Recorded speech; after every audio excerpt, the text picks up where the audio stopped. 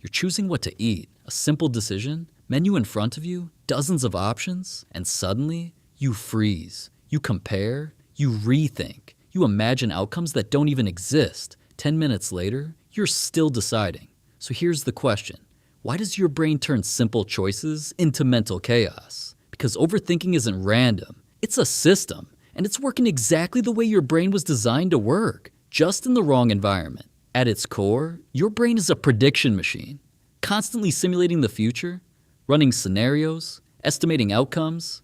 This process is called cognitive simulation, and it's incredibly useful. It helps you avoid danger, plan ahead, make smarter decisions. But here's where things get interesting. The same system that helps you survive also creates unnecessary complexity, especially when the stakes are low, because your brain doesn't always distinguish between important decisions and trivial ones.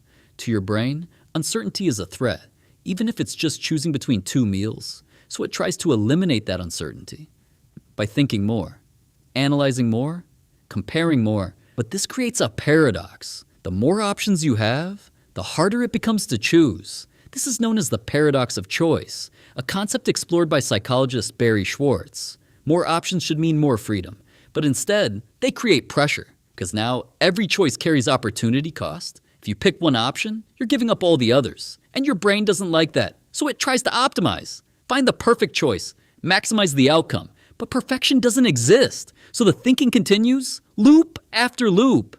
And this is where overthinking begins. But here's the strange part. Overthinking feels productive. It feels like you're being careful, strategic, smart. But in reality, you're often stuck in analysis paralysis, a state where thinking replaces action, and action never happens. But scientists later discovered something even deeper. Overthinking isn't just about the decision, it's about emotion, specifically fear. Fear of making the wrong choice, fear of regret, fear of missing out. And this activates your brain's threat detection system, the amygdala, which pushes you to keep evaluating, keep searching, keep delaying, because as long as you haven't decided, you haven't made a mistake. But here's the cost.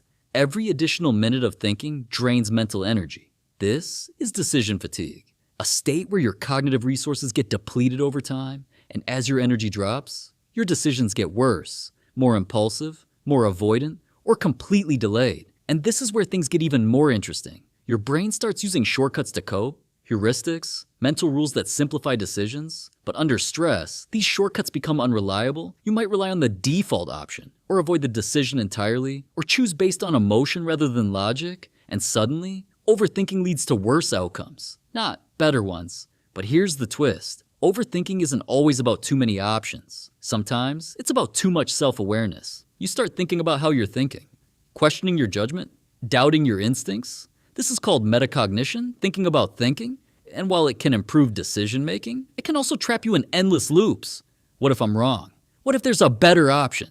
What if I regret this later? And this is where time distortion kicks in. A simple decision starts feeling significant, important, high stakes, even when it's not. And your brain treats it accordingly, allocating more attention, more energy, more analysis. But here's where things break down. Your brain evolved for environments with limited choices. Food, shelter, safety, clear priorities. Now you're dealing with hundreds of micro decisions every day. What to watch, what to wear, what to buy, what to post, and each one demands attention. Your brain wasn't built for this volume, so it compensates by overprocessing, overanalyzing, overthinking. But here's the most overlooked factor: identity. Sometimes you're not just choosing an option, you're choosing what that option says about you, your values, your taste, your image. And that adds pressure, because now the decision isn't simple anymore, it's symbolic. And your brain treats it like a reflection of who you are, which makes it harder to finalize. But here's the critical insight. Overthinking is not a lack of intelligence. It's often a sign of it. A brain capable of seeing multiple possibilities, multiple outcomes, multiple risks. But without control, that intelligence turns inward and becomes noise. But here's where things shift,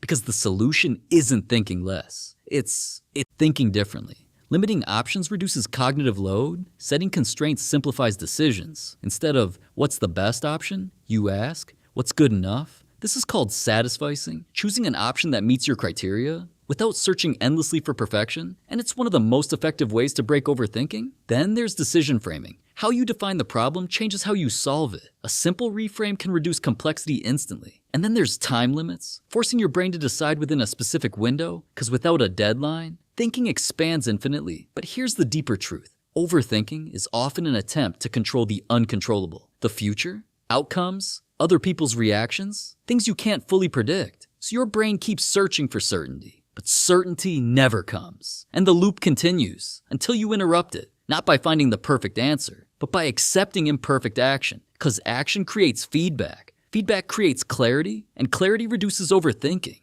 not the other way around. So the next time you're stuck on a simple decision, pause and ask yourself, am I solving a real problem or trying to eliminate uncertainty? Because those are not the same thing. And maybe the real skill isn't making perfect decisions, but making decisions and moving on. Because in a world full of endless options, the ability to choose quickly might be more valuable than choosing perfectly. If this made you realize how your mind traps you in unnecessary loops, hit like, share this with someone who overthinks everything, and subscribe for more deep dives into human psychology.